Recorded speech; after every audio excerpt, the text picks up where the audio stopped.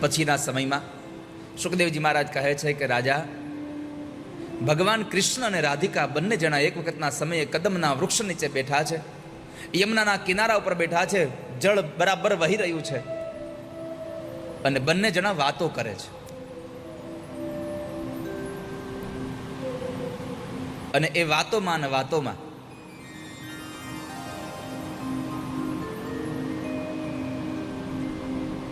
રાધાજીએ ભગવાનને પ્રશ્ન કર્યો, પ્રભુ એક જવાબ આપો ને મને. બોલો રાધા. તો કહે છે કે તમે કાળા અને હું રૂપાળી. હા. કે તોય આપણા બેયની જોડ બરાબર જામે છે. હા.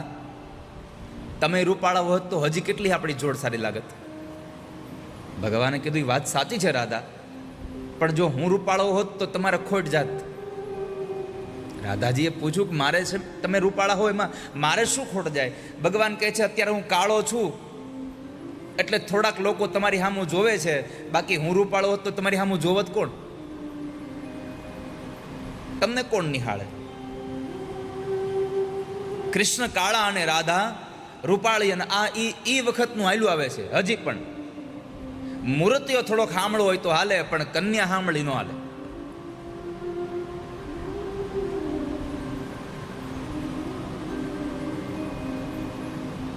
કાળો પુરુષ અને રૂપાળી કન્યા રાધા કૃષ્ણની જોડ છે, પણ રૂપાળો પુરુષ અને કાળી કન્યા રોજની માથાકૂટ છે.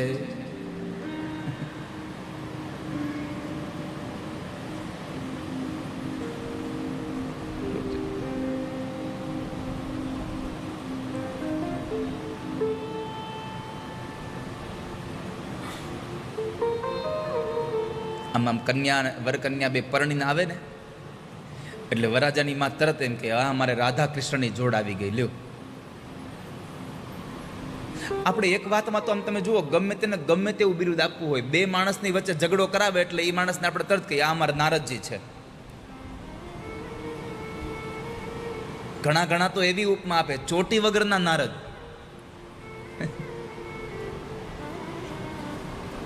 મોઢા ઉપર બેઠેલી માખી ઉડાડવાની તેવડ ન હોય તોય પાછી છોકરાની માં એમ કે અમારે કાનુડો છે. છોકરું માખી ન ઉડાડતો હોય. તમે કોઈકને બિરુદ આપો ને ત્યારે પેલા સમજી લેવું જરા કે આ બિરુદને લાયક છે કે નહીં. ખાલી કહેવાથી થઈ નહીં જાય કાંઈ. એક વિદ્વાન માણસની હારે બેસનારો માણસ અજ્ઞાની હતો. એણે એકવાર મહાત્માજીને કહ્યું, મહાત્માજી હું તો કેટલાય વિદ્વાનો હારે બેઠો છું. તો મહાત્માજી કે તો શું થઈ ગયું? અરે કેટલી શાસ્ત્રોની વાતો કરે એવા લોકો હારે બેઠો છું. મહાત્માજીએ કીધું કે એમ તો હું ઘણા પૈસા વાળા હારે બેઠો છું. મોટા મોટા પૈસા વાળા લોકો હારે હું બેઠો છું. બોલો કઈ સમજાણું નહીં મને.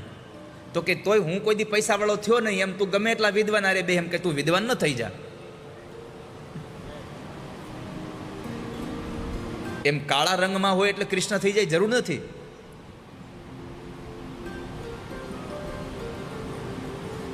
પણ બહેનોનો સ્વભાવ છે, એ ગમે તેને ગમે તેવું બિરુદ આપી દે, આમ સહજતાથી આપી દે.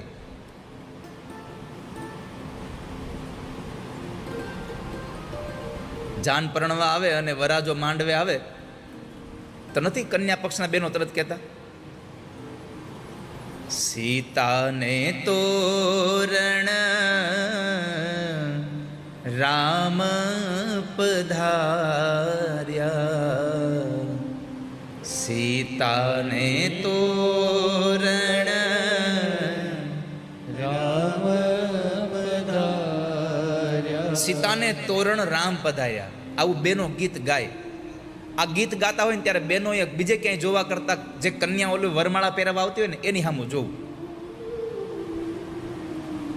જ્યારે તમે ઓલાને રામ કહો ત્યારે આ એમ કહેશે કે તમને ન ખબર હોય એ રામ છે કે રાવણ, મારી યારે કેટલું બાંધો મને જ ખબર છે. પણ છતાં આપણે કહી સીતાને તોરણ રામ પધાર્યા.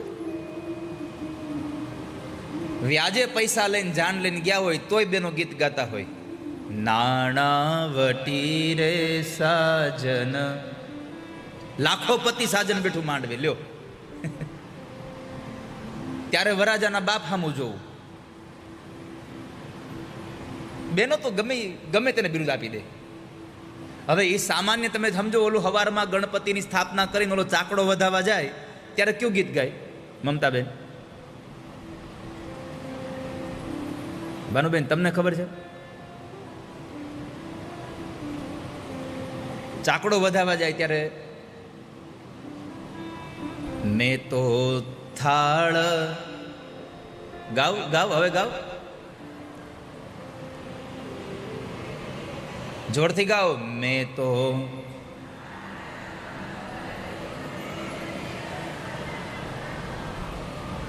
હવે સાચું બોલજો, એ થાળમાં મોતી હોય કે મંડળીના ચોખા હોય? બોલો બોલો. તો એમાં નકર જેટલા ચોખા હોય એટલા ધનડા હોતે હોય રે, તો એને થાળ મોતીડે ભર્યો હોય.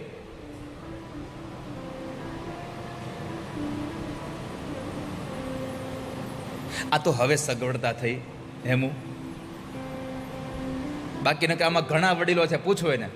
હવે આ તો બધી મોટર કારમાં અને બસમાં ને એમાં બધી મંડી જાન જવા. નહીં તો પેલા તો ટ્રેક્ટરની લારીમાં લઈને જતા, ટ્રોલીમાં બેહાર દે. રાજુભાઈ, મા મહિનાની ઠંડીમાં એ ટ્રેક્ટરની ટ્રોલીમાં બેહાર્યા હોય જાનડીઓને,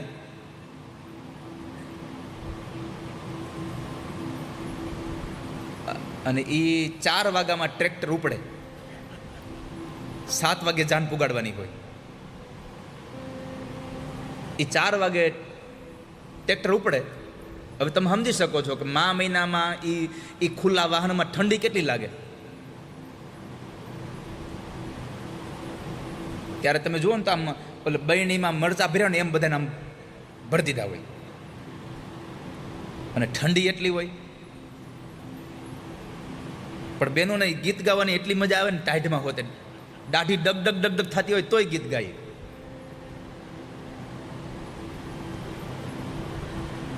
અરે એટલી ઠંડી લાગતી હોય તોય. અરે ઘણા બહેનોને તો ગીત ગાવાની એટલો શોખ હોય, ઠંડી સહન ન થતી હોય તો એ આમ ચાદર ઓઢી લેજો, આમ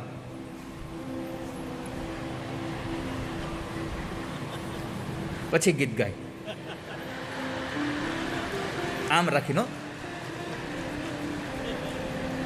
હા, અને તોય આમ હાથ આડો રાખીને ચાલુ કરે. એવા 7 વાગ્યે એરોપ્લેન ઉપડ્યા. ટ્રેક્ટરની લારીમાં એરોપ્લેન, બોલો. અને વળી પાછી બીજી કડી સાંભળવા જેવી પુનિતભાઈ. 7 વાગ્યે એરોપ્લેન ઉપડ્યું, 7:30 પૂગી ગયું. એવા 7 વાગ્યે એરોપ્લેન ઉપડ્યા, 7:30 વેલું પહોંચી જાય રે. 7:30 પૂગી હોત જાય. બોલો, આપણને સમજાય જ નહીં કે આ કઈ ટેકનોલોજી વાપરી એને, ક્યારે ટેક ઓફ થયું, ક્યારે લેન્ડિંગ થયું, ખબર જ ન પડે, ક્યાં રનવેમાં ઉતાર્યું એને. 4 વાગ્યાની ઠંડીમાં હો, પણ એ આમ આમ જ આંબે. મારો રામ જાણે.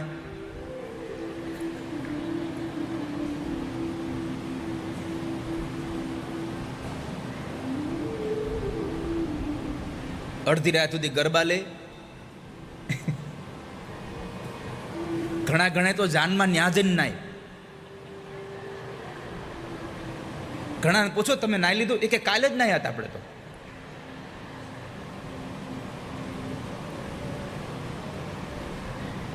ઘણા તો શિયાળામાં લગ્નમાં આખા વરહમાં જેટલો સ્પ્રે નો છાંટે એટલો એમાં શિયાળામાં છાંટી લે.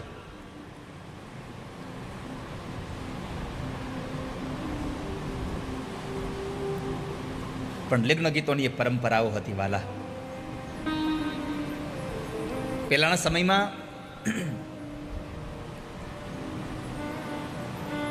જ્યારે ઘરે લગ્ન હોય ત્યારે સૌથી પહેલા 2 વ્યક્તિ આવી જતી લગ્ન કરવા. એક ફૈબા અને એક બેન, આ બંને જણા વેલા લગ્ન કરવા આવી હતા ઘરે. અને સવારમાં 5 વાગ્યામાં ફૈબા કામ કરતા કરતા અથવા તો ઓસરીના કોરે બેસીને સવારમાં પ્રભાતિયા ગાતા.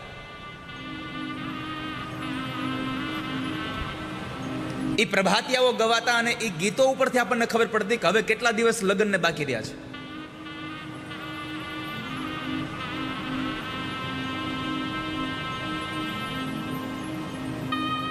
આપણી પરંપરાઓ હતી. કોઈ માણસ લગ્ન નહીં એ વિધિમાં પહોંચે, માંડવામાં નજર ન કરત કાંઈ નહીં, પણ ખાલી ગીત સંભળાય તો ખબર પડી જાય કે અહીંયા શું અત્યારે વિધિ હાલતી હશે. હવે તો બધી પરંપરાઓ બંધ થઈ ગઈ. હવે તો બધું આપણે લોકોને ગાવા દેવા માંડ્યા. નહીં તો પહેલાં તો વરરાજાનો લગ્નની જાન જાય એને આગલી દીધો એને વરમાને અવાજ બેહી ગયો હોય, એ બોલે જ ખાલી અવાજ નીકળતી હોય, આટલા ગીત ગાયા હોય, આટલા ગીત દોડ્યા હોય.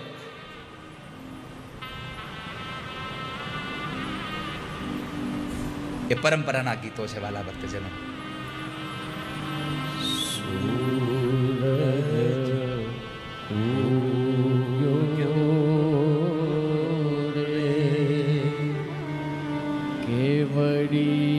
કેવડિયાની ફરશે કે વાયરા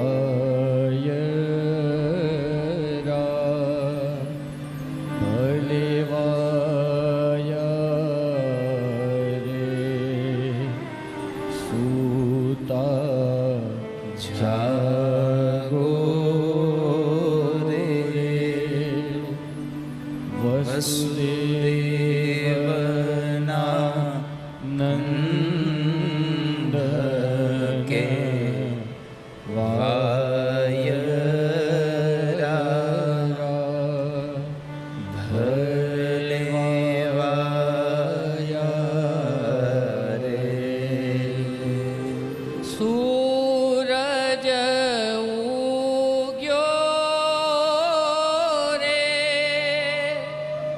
કેવડિયાની ફરશે કે વાયરા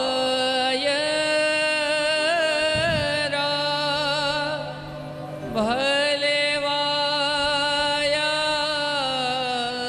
રે કે વાયરા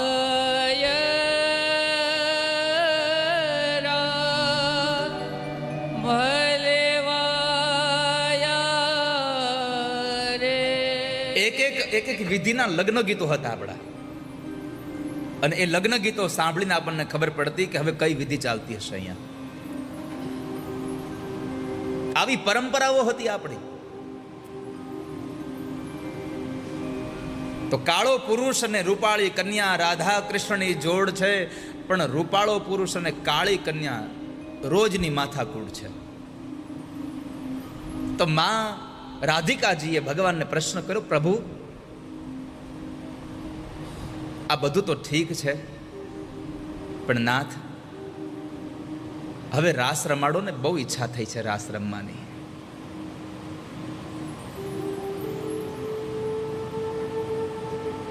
ભગવાને કહ્યું, હા રાધા, મને પણ રાસ રમવાની બહુ ઈચ્છા થઈ છે, પણ થોડી રાહ જુઓ. જ્યાં સુધી જીવાત્માને ભગવાન સાથે રમવાની ઈચ્છા નહીં જાગે ત્યાં સુધી પરમાત્મા તૈયાર નહીં થાય. બાકી ભગવાનને પણ જીવાત્મા સાથે રમવાની ઈચ્છા તો બહુ જ હોય છે, પણ બસ આપણે ખાલી પ્રપોઝ કરીએ એની રાહ જોવે છે. પ્રેમ તો કૃષ્ણ પણ આપણને કરે છે,